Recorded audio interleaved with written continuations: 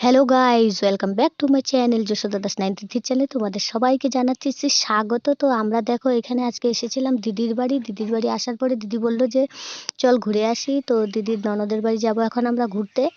আর কিসের জন্য যাব, ওখানে একটা ছোট্ট অনুষ্ঠানের মানে আয়োজন করা হয়েছে, যার জন্য আমাদের ডাকা হয়েছে। তো আমরা যাচ্ছি। তো আমার বর্মশাই এখানে আমাদের স্কুটার নিয়ে চলে এসেছে, কি নিয়ে যাবে আমাদেরকে। তো আমরা লোক হয়েছি 3 জন, আমার বর, আমি আর আমার দিদি। আমি মিডিয়াম সাইজ, আমার দিদি একটু মোটাসোটা বেশি, যার জন্য খুবই প্রবলেম হয়ে যাবে এই মোটর বাইকে বসে যাওয়া। তবুও আমার বর বলছে যে এত দূরে হেঁটে যাবে, তো চলো আমি নিয়ে চলে যাব, তোমরা বসো। তো আমরা এখানে বসার জন্য প্রস্তুত হয়ে যেতেছি। আমার দিদি হাসতেছে, বলতেছে যে কি মানে কিভাবে বসবো, দুজনেই শাড়ি পরলাম, একজন চুড়িদার পরলে হয়তো একটু তাড়াতাড়ি মানে যেতে পারতাম আর ভালোভাবে বসে যেতে পারতাম। তো দুজনেই শাড়ি পরা, যার জন্য খুব অসুবিধা হচ্ছে।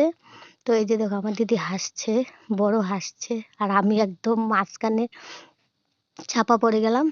তো চলো দেখি কতটুক যেতে পারি না পারি। তো এই যে দেখো আমরা রাস্তা দিয়ে যাচ্ছি। হাসি পাচ্ছে প্রচণ্ড। চলো একটু আসার পর আমরা মতলব নেমে গেলাম, কেননা দিদির মানে খুব কষ্ট হচ্ছিল বসে যেতে, আমারও কষ্ট হচ্ছিল, দুজনের মাঝখানে পড়ে গেছিলাম, যার জন্য আমরা বললাম যে চলো তুমি চলে যাও আর আমরা এখন হেঁটে হেঁটে যাব। তো আমার বড়মশাই জেদ করছে, বলছে না এত দূর তোমরা হেঁটে যেতে পারবে না, যার জন্য চলো গাড়িতে চলে এসো, আমি নিয়ে যেতে পারবো। আরে ড্রাইভার তো নিয়ে চলে যাবে, কিন্তু আমাদের তো কষ্ট হচ্ছে না বসতে। তো চলো আমরা একটু পান চিবোতে চিবোতে হেঁটে যাচ্ছি। তো চলো সুন্দর একটা জায়গা দিয়ে যাচ্ছি, নদী ঘাট মাঠ সব কিছুই আছে। কি হয় রাস্তায়, কি না হয়, অনুষ্ঠান বাড়ি গিয়ে কি হয় না হয় তোমাদের সঙ্গে সবটাই শেয়ার করবো। আমার বরমশাই দেখো রাগ করে নিয়েছে, বলছে আমি চলে যাচ্ছি, তোমরা হেঁটে হেঁটে আসো। তো চলো হেঁটে যাওয়াতেও একটা মজা, অনেকদিন পরে এভাবে হেঁটে কোথাও যাচ্ছি ঘুরতে। আর যাওয়ার পথে দেখো একটা সুন্দর বাঁশের শাঁখো, আর নদীর উপরে ব্রিজ নেই, কোনো পাকা রাস্তা নেই, একটা সুন্দর বাঁশের সাঁকো, তার উপর দিয়ে আমি আর আমার দিদি যাচ্ছি। দিদিও একটা ভিডিও বানাচ্ছে, আমিও ভিডিও বানাতে বানাতে যাচ্ছি।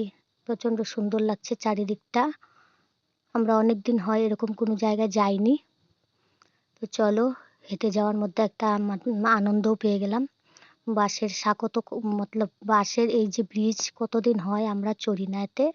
তো দেখো কত সুন্দর লাগছে, দিদি আগে আর আমি পেছনে পেছনে ভিডিও বানাতে বানাতে যাচ্ছি, তোমাদের সঙ্গে শেয়ার করছি। তো তোমাদের কেমন লাগছে এই ব্রিজটা কমেন্ট করে অবশ্যই জানাবে কিন্তু। তো চলো আমার ব্রিজ পার হওয়া হয়ে গেছে, এই পাশে রাস্তা, রাস্তার ওপারে বাজার, আর আমরা যাব বাজারে, একটা জিনিস কিনতে হবে।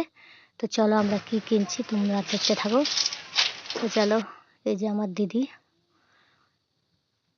মতলব জিনিসটা তার প্রয়োজন, যার জন্য বাজারে যাওয়া, নয়তো আমাদের হেঁটে বাজারে আসার কোনো দরকার নেই।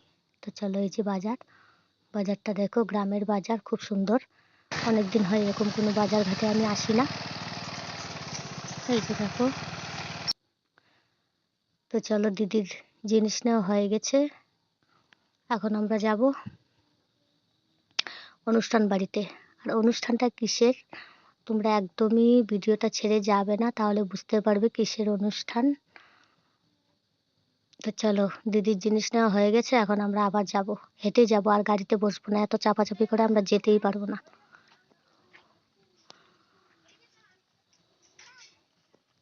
তো চলো বন্ধুরা আমরা চলে এসেছি অনুষ্ঠান বাড়িতে।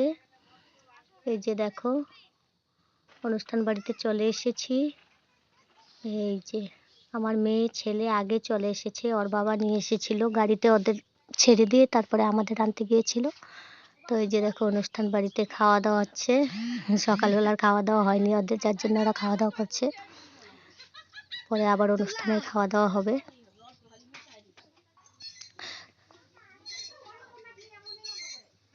এখানে জল মানে হ্যান্ড পাম্পে কাজ করছে সবাই। তো সমস্তটাই আমি তোমাদের সঙ্গে মানে শেয়ার করছি, ভিডিওটা একটু কম স্পিড করিনি বা স্লো করিনি, যা রিয়েল তাই আমি দেখাচ্ছি। এই যে দেখো এখানে একটা ছোট্ট মামুনি বসে আছে, ও লজ্জায় পালিয়ে গেল। তো চলো দেখি আর কাকে কাকে আমি দেখাতে পারি।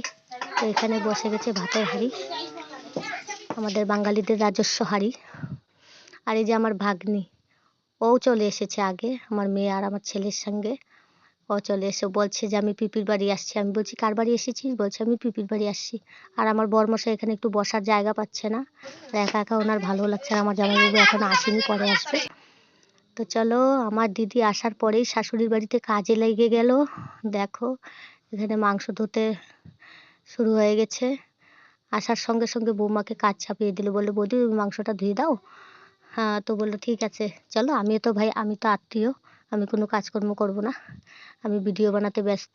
চলো, মাংস ধোয়া হয়ে গেছে আর এইদিকে মাংস বানানোও প্রায় শেষ। আগে অনেক কিছু হয়েছে, ভাত, ফ্রাইড রাইস, মাছের ঝোল, ডাল, পাঁপড়, চাটনি, মিষ্টি, মতলব যা সব কিছু হয়ে গেছে। আমরা আমরা একদম লাস্ট মোমেন্টে এসেছি, যার জন্য আমাদের ভাগ্যে এই মাংসটা পড়েছে বানানোর জন্য। তো চলো, মাংস বানানো হয়ে যাওয়ার পরে এখানে দেখো, যার জন্য এই অনুষ্ঠান তার জন্য এখানে থালি, মানে থালি তৈরি করা হচ্ছে। কি কি কি দিবে, কিভাবে সাজিয়ে গুছিয়ে দেবে। তো চলো, এখানে অনুষ্ঠানের যার জন্য অনুষ্ঠান সে চলে এসেছে। এই যে দেখো চলে এসেছে। তা এখন এই অনুষ্ঠান ছিল বন্ধুরা সাধের অনুষ্ঠান, যার জন্য আমাদের এখানে আসা। আমরা এসেছিলাম দিদির বাড়ি ঘুরতে, কিন্তু দিদিদের নিমন্ত্রণের সঙ্গে আমাদেরও নিমন্ত্রণ হয়ে গেল। এই দেখো, এই স্বাদের অনুষ্ঠানের জন্যই আমাদের এখানে আসা। তো চলো, স্বাদ এখানে সবাই মোবাইলে ভিডিও ফটো সব তুলছে, আমি একটু ভিডিও করে নিলাম। যে দেখো কি সুন্দর বসে গেছে নতুন বউ সেজে, স্বাদের অনুষ্ঠান, এখন খাওয়া দাওয়া হবে। তো চলো, যার জন্য অনুষ্ঠান তার তো খাওয়া হয়ে গেছে, এখন প্রথমে বাচ্চাদের খাওয়া দাওয়া দিয়ে দেওয়া হলো। তাহলে বাচ্চারা খুব আনন্দ করে খাচ্ছে সবাই। তো তারপরে হবে আমাদের মানে খাওয়া দাওয়ার পালা। তো চলো, আমার এই অনুষ্ঠান তো খুবই ভালো লেগেছে, তোমাদের কাছে কেমন লেগেছে না লেগেছে কমেন্ট করে অবশ্যই জানাবে। আর ভিডিওটাতে একটা লাইক কমেন্ট অবশ্যই করে দিবে। তো টাটা, বাই বাই।